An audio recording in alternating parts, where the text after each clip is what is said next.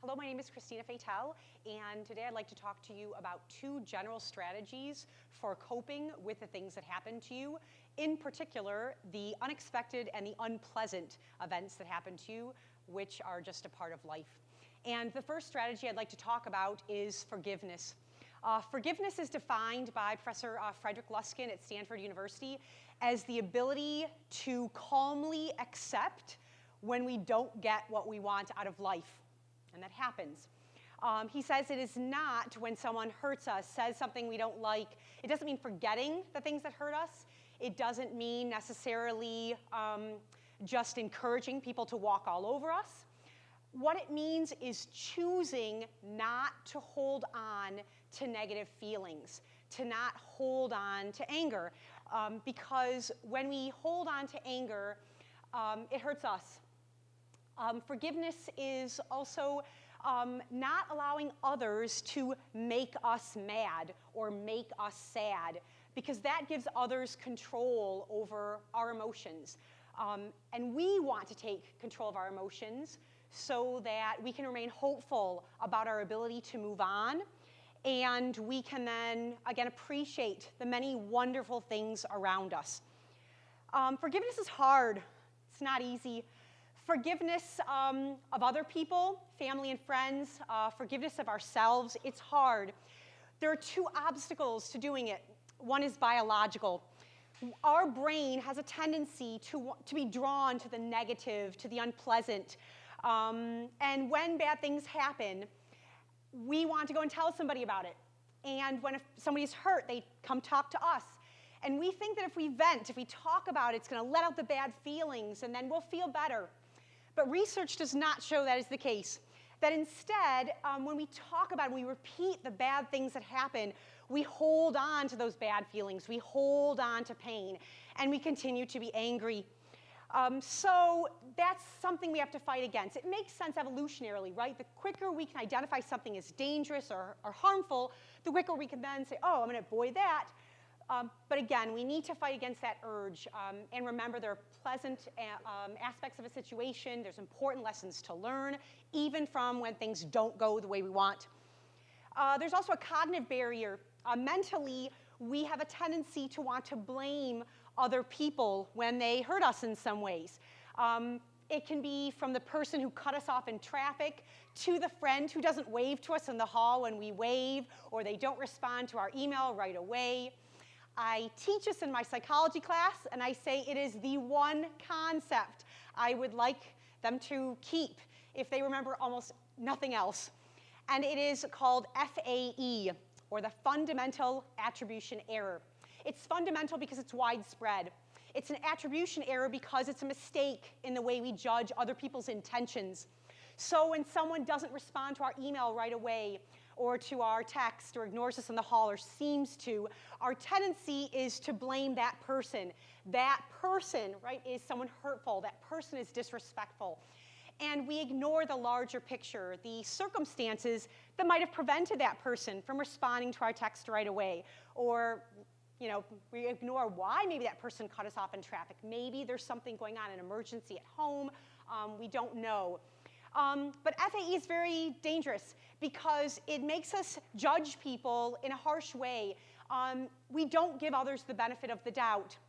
And yet when we are the person who doesn't respond to the text quickly, when we are the one who doesn't see our friend in the hallway wave to us, we don't want others to think of us in a bad light. We want them to give us the benefit of the doubt. We want them to be tolerant of our mistakes and to know that we're a good person. We just, again, we're distracted.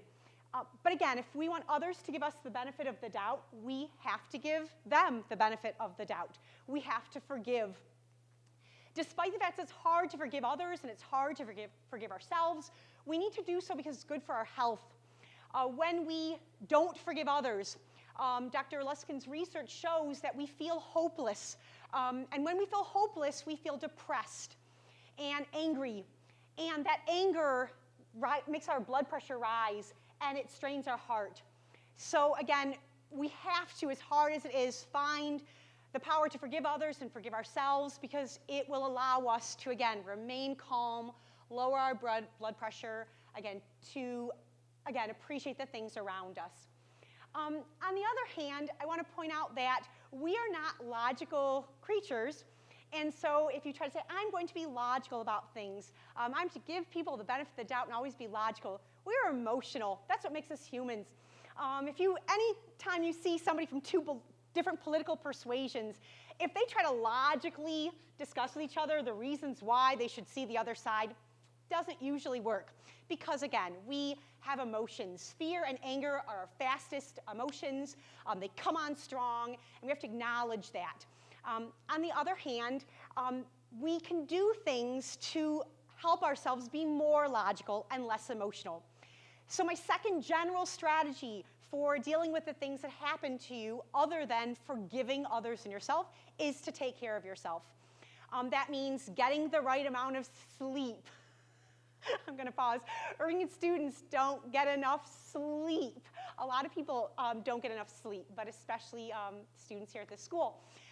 If you get enough sleep, though, you realize that you're not as irritable. And I'm not talking, oh, I got a good night's sleep last night. I mean, it's over time, right? You can't catch up on sleep debt in one night or 2 nights.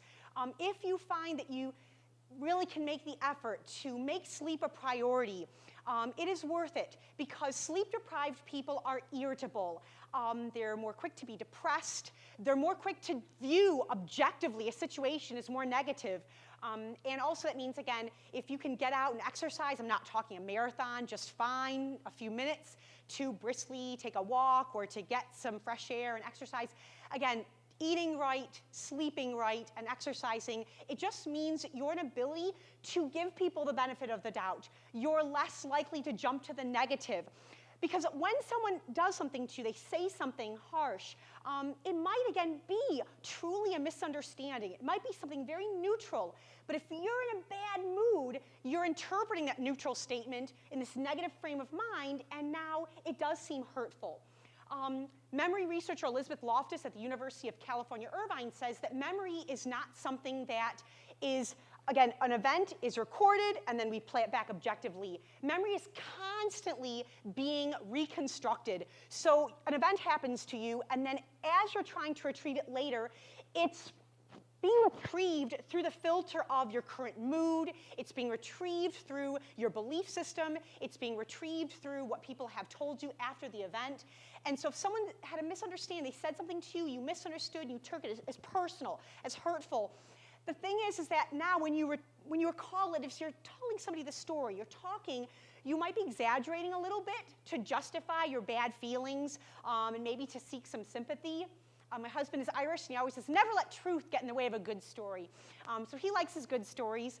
But the problem is that then that newer version of the story, the one the person really intended to hurt you, when maybe they didn't, that becomes a reality. That becomes the story. And every time you try to retrieve that memory through the lens of hurt, then it gets harder and harder to forgive that person, because you've made this really strong association with the person that tried to hurt you, or you think they tried to hurt you. So again, forgiveness is just really, really important. So I want to, again, recap that when things happen to you, the unexpected, the unpleasant, when someone cuts you off in traffic, or doesn't wave to you in the hallway, or doesn't respond to an email, or does say something really hurtful, whether they meant to or not, try to give them the benefit of the doubt. Try to forgive them. Try to say, I am going to move on. I'm going to let this go. And if you were the one who said something hurtful, apologize, but then forgive yourself. Beating yourself up is not going to allow you to jump back. It's only going to put you down and lead you into a negative cycle. So forgive yourself. But in order to allow this to happen, you have to take care of yourself. Put yourself in a position where you're not going to be irritable, where you'll be more open-minded to, again, what people have to say in a more objective light. Try to stay positive. And then you can be, again, appreciative of all the wonderful things around you and be grateful when really good things happen. Thank you so much for your time.